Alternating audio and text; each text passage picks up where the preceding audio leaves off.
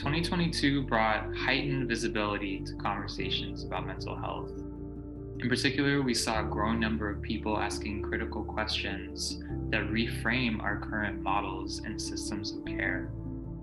Mental health is increasingly understood as political, and we are seeing a shift from individualized pathologization and blame to situating experiences of wellness and healing in the context of wider communities.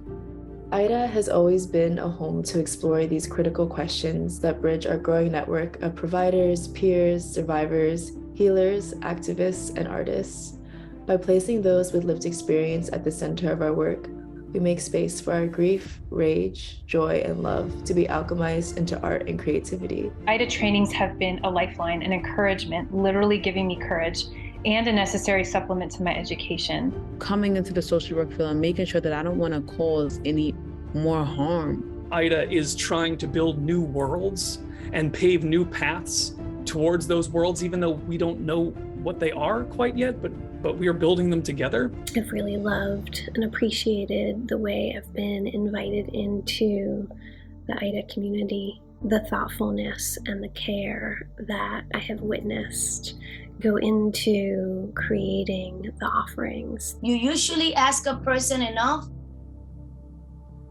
they would tell you what it is that they need.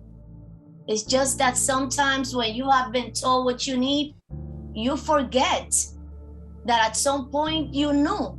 Our goal, hopefully, especially for providers, is not only around eliminating pain, but also in moving us towards that happiness, that joy, that contentment, and that satisfaction. We are shaped around safety, dignity, and belonging. We build bodies in response to safety, dignity, and belonging. Our nervous systems are always truing back to those things at all times. When I say it's okay for me to be in conflict every day, there's almost this ease of clarity of saying it's all right for me to live in that space. And that's part of why it's so important for me to build the skills to be able to be in that space. And really a community response is person-centered, it's strength-based, it prioritizes the safety of the person in crisis, and it views the person in crisis as an expert on their experience. What IDHA has the potential to do in the field is really open the minds of providers,